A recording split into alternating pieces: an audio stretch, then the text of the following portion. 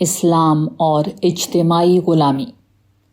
غلامی کے حوالے سے اب تک ہم نے لونڈی غلاموں کے حوالے سے بات کی ہے اور اس معاملے میں اسلام کا نقطۂ نظر، غلامی کے خاتمے کے لیے اسلام کا طریقہ کار اور دیگر ضمنی امور کی وضاحت کی ہے۔ اب ہم غلامی کی ایک دوسری بڑی قسم پر بات کریں گے جو اپنی نوعیت کے لحاظ سے زیادہ بڑی غلامی تھی، مگر باوجود اسے غلامی نہیں سمجھا جاتا تھا۔ اجتماعی غلامی۔ زمانہ قدیم میں غلامی کی صرف وہی ایک قسم موجود نہ تھی جس میں کسی بھی مرد یا عورت کو پکڑ کر غلام بنا لیا جاتا اور جانوروں کی طرح ان کی خرید و فروخت کی جاتی تھی۔ زمانہ قدیم میں غلامی کی ایک دوسری قسم بھی پائی جاتی تھی جسے تفہیم مدعا کے لیے اجتماعی غلامی کہا جا سکتا ہے۔ اس غلامی میں فرد کے برعکس پوری قوم کو تلوار کے زور پر غلام بنا لیا جاتا تھا۔ ایسا کرنے والا کوئی فرد بھی ہوتا تھا جو کوئی جتھا یا گروہ بنا کر کسی قوم پر مسلط ہو جاتا، یا پھر کوئی دوسری قوم بھی یہ کام کرتی کہ اپنی طاقت کے بلبوتے پر اس قوم کو اپنا غلام بنا لیتی تھی۔ قدیم دنیا انفرادی غلامی کی طرح اجتماعی غلامی کو بھی پوری طرح قبول کیے ہوئے تھی۔ پہلی کو معاشی اور معاشرتی زندگی اور دوسری کو سیاسی نظم کا ناگزیر حصہ سمجھ لیا گیا تھا۔ اجتماعی غلامی کو غلامی نہ سمجھے جانے کی وجوہات۔ اس دوسری غلامی جسے ہم اجتماعی غلامی کہہ رہے ہیں، اسے عام طور پر غلامی کا نام نہیں دیا گیا، بلکہ اسے بادشاہت، ملوکیت اور آمریت وغیرہ جیسے نام دیے گئے۔ تاہم یہ اپنی نوعیت کے لحاظ سے غلامی ہی تھی جس میں کوئی فرد، خاندان، گروہ کسی قوم کو اپنا اسیر بنا لیتا اور تلوار کے زور پر ان پر حکمرانی کرتا تھا۔ تاہم اس اجتماعی غلامی کو غلامی کا نام چند وجوہات کی بنا پر نہ دیا گیا۔ پہلی وجہ یہ تھی کہ قدیم دنیا میں انفرادی غلامی میں کچھ لوگ آزاد تھے اور کچھ لوگوں کو غلام بنایا جاتا تھا۔ یوں غلامی کے ساتھ آزادی کا تصور پوری طرح موجود تھا، مگر اجتماعی غلامی کی لعنت پوری دنیا پر اس طرح مسلط ہو چکی تھی کہ دنیا کی کوئی ایک قوم بھی اس اجتماعی غلامی سے محفوظ نہیں رہی تھی۔ چنانچہ کسی قوم کے حق کے خود اختیاری اور اپنی مرضی سے حکمران کے انتخاب کرنے کا کوئی تصور ہی باقی نہیں رہا تھا۔ جب سب ہی غلام ہو جائیں تو آزادی کا کیا تصور باقی رہے گا؟ دوسرے یہ کہ کسی بھی قوم کے اقتدار پر قبضہ کرنے کے بعد حکمران کا پہلا کام یہی ہوتا تھا کہ وہ اپنے خلاف اٹھنے والی ہر آواز بلکہ اس کے پورے خاندان کو ختم کر دیتے تھے۔ ایسے میں کس میں یہ ہمت باقی رہتی کہ وہ تلوار کے سامنے قوم کے حق خود اختیاری کی بات کرتا یا عوام کے اندر آزادی کا شعور پیدا کرتا؟ ایسے میں لوگوں کے پاس ایک ہی راستہ باقی بچا تھا کہ وہ تلوار کی طاقت کے سامنے سر جھکا کر حکمرانوں کی غیر مشروط اطاعت کریں۔ اس کے سوا جینے کی کوئی صورت ممکن نہ تھی۔ تیسری اور اہم ترین وجہ یہ تھی کہ جو حوصلہ مند شخص حکمرانوں کے مظالم سے تنگ آ کر علم بغاوت بلند کرتا اور خوش قسمتی سے وہ سابقہ حکمران کو شکست دے کر حکمران بن جاتا، تو پھر اس کا رویہ بھی اپنے مخالفین کے ساتھ وہی ہوتا کہ جس نے آواز اٹھائی اس کی گردن کاٹ دی جاتی۔ چنانچہ لوگ ایک غلامی سے نکلتے اور دوسری کے زیر سایہ چلے جاتے۔ یوں حکومت کی تبدیلی کچھ حوصلہ مند لوگوں کے درمیان اقتدار کی جنگ ہوتی جس کا عوام سے اصلاً کوئی تعلق نہیں ہوتا تھا۔ ایک وجہ یہ تھی کہ زمانہ قدیم میں جنگ و جدل کے خون خرابے سے بچنے کے لیے پرامن انتقال اقتدار کا ایک ہی طریقہ دنیا نے سیکھا تھا، وہ یہ کہ حکمران کی اولاد ہی کو اقتدار منتقل ہو جائے۔ چونکہ بادشاہ ساری زندگی بادشاہ بنا رہتا تھا، اس لیے اس کے زیر سایہ اور اس کی وفادار ایک پوری نسل وجود میں آ جاتی تھی۔ بادشاہ ذاتی طور پر اچھا ہوتا تو لوگ اس سے عقیدت و محبت کا تعلق بھی رکھتے تھے۔ چنانچہ بادشاہ کے بعد لوگوں کے لیے سب سے زیادہ قابل قبول وہ شہزادہ ہوتا تھا جو اپنی ذات اور وسائل میں پچھلے بادشاہ کا ایک عکس ہوا کرتا تھا۔ ایک آخری اور اہم وجہ یہ تھی کہ بہت سے ذہین بادشاہ اقتدار کو اپنی ذات اور خاندان میں برقرار رکھنے کے لیے اہل مذہب سے گٹھ جوڑ کر لیتے۔ اہل مذہب ان بادشاہوں اور ان کے خاندانوں کی حکمرانی کو مذہبی جواز اور تقدس فراہم کرتے تھے۔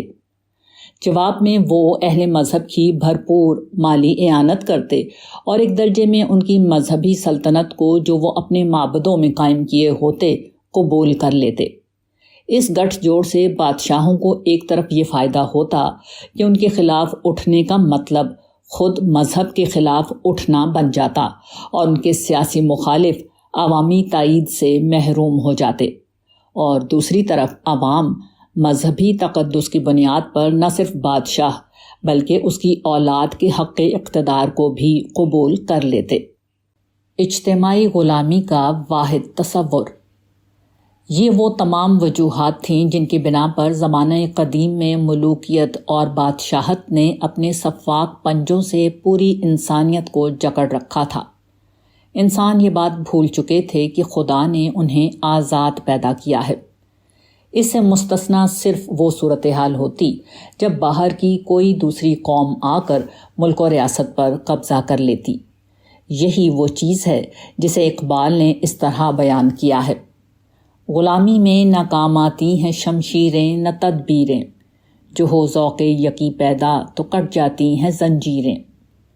بیرونی قبضے کے برخلاف اپنی ہی قوم، مذہب یا نسل کا کوئی فرد، گروہ یا خاندان لوگوں کی مرضی کے خلاف اقتدار پر قبضہ کر لیتا تو اسے حکومت کی تبدیلی سمجھا جاتا تھا، قانونی یا اخلاقی طور پر غلط نہیں سمجھا جاتا تھا۔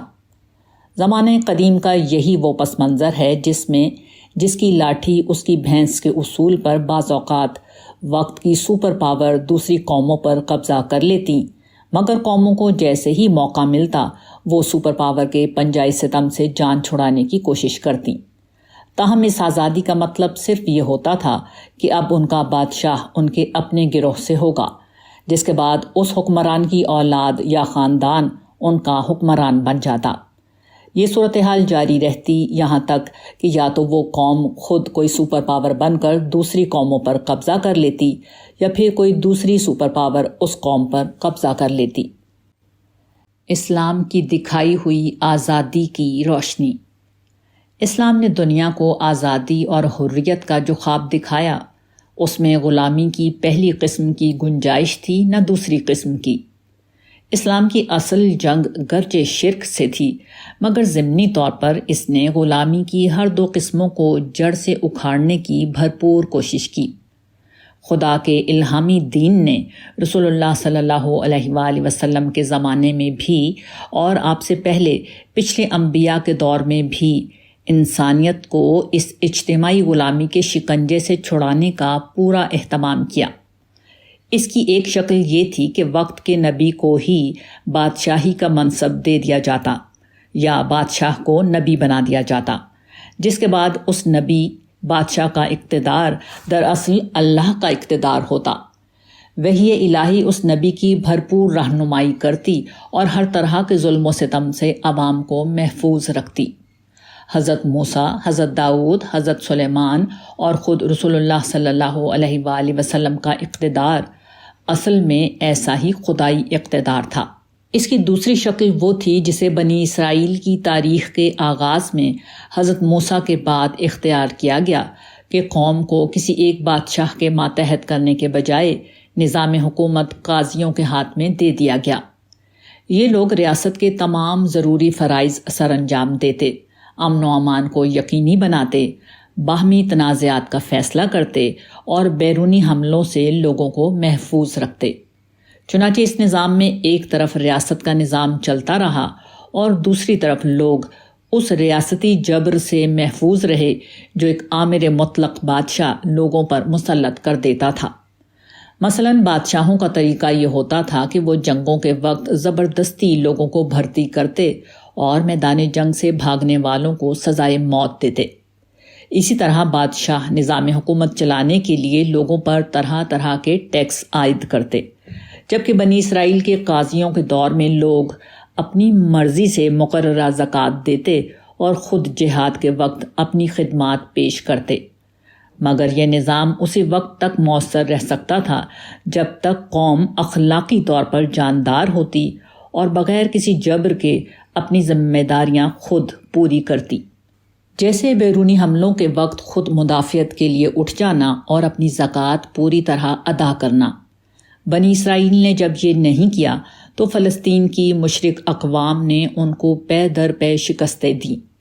اس صورتحال سے گھبرا کر بنی اسرائیل نے اپنے وقت کے نبی حضرت سمیعیل سے درخواست کی کہ ان کے لیے بھی ایک بادشاہ مقرر کر دیا جائے۔ ان کا بیان کردہ یہ سوال ان کے قومی وجود کو لاحق مسئلے کا گرچہ ایک فوری حل تھا، مگر طویل المدتی بنیادوں پر یہ چیز ان میں بادشاہی نظام کی ساری خرابیاں لا سکتی تھی۔ چنانچہ بائبل میں اس بات کی تفصیل ہے کہ کس طرح ان کو سمجھایا گیا کہ وہ بادشاہت کا راستہ اختیار نہ کریں، مگر آخر کار ان کے اصرار پر طالوت کو ان کا بادشاہ مقرر کر دیا گیا۔ اس کے بعد حضرت داؤد علیہ السلام اور حضرت سلیمان علیہ السلام کی ذات میں بادشاہت اور نبوت کا ادارہ ایک کر کے ان کو تمام روحانی اور مادی نعمتوں سے نوازا گیا، مگر ظاہر ہے کہ امتحان کی دنیا میں آخری فیصلہ بنی اسرائیل کو کرنا تھا۔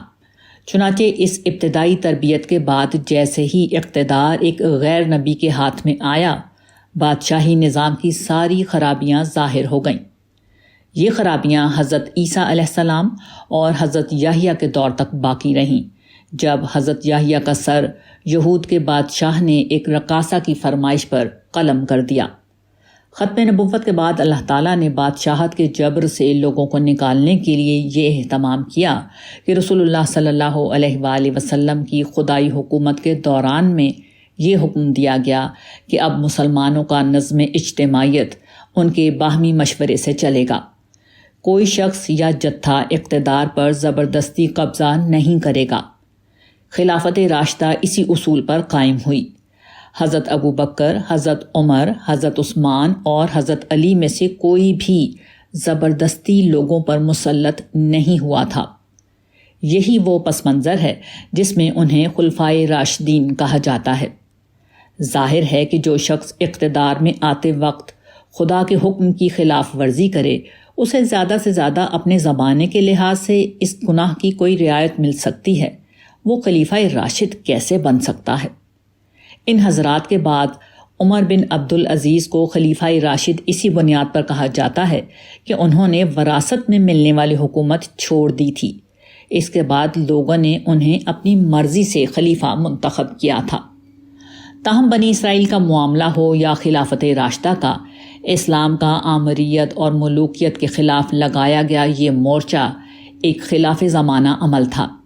چنانچہ جس طرح پہلی دفعہ حضرت سلیمان کے بعد ملوکیت نے بنی اسرائیل کو شکست دی تھی، مسلمانوں کے ہاں بھی ملوکیت نے اپنا گھر بنا لیا۔ انفرادی غلامی کی طرح اجتماعی غلامی بھی مزید 1500 برس تک انسانیت کو اپنے ستم کا نشانہ بناتی رہی، یہاں تک کہ دور حاضر میں غلامی کی دونوں اقسام کا خاتمہ ہو گیا۔ مسلمانوں میں موجود خوئے غلامی۔ اس حقیقت کے باوجود بدقسمتی سے آج بھی مسلمانوں کی ایک بڑی تعداد ایسی ہے جو غلامی کو آئیڈیلائز کرتی ہے۔ انفرادی غلامی کو تو قانونی مجبوری کی بنا پر ہمارے ہاں لوگ اختیار نہیں کرتے، لیکن اجتماعی غلامی یعنی ملوکیت آج بھی مسلمانوں کی ایک بڑی تعداد کے نزدیک بہترین نظام ہے۔ چنانچہ غلامی کے حوالے سے اب ہم اجتماعی غلامی کے بارے میں اسلام کا نقطہ نظر پوری طرح واضح کر کے یہ بتائیں گے کہ اسلام ملوکیت، آمریت، سیاسی جبر اور اجتماعی ظلم و استبداد کی ہر قسم کے خلاف ہے، چاہے وہ اسلام کے نام پر کیا جائے یا کسی اور نام پر۔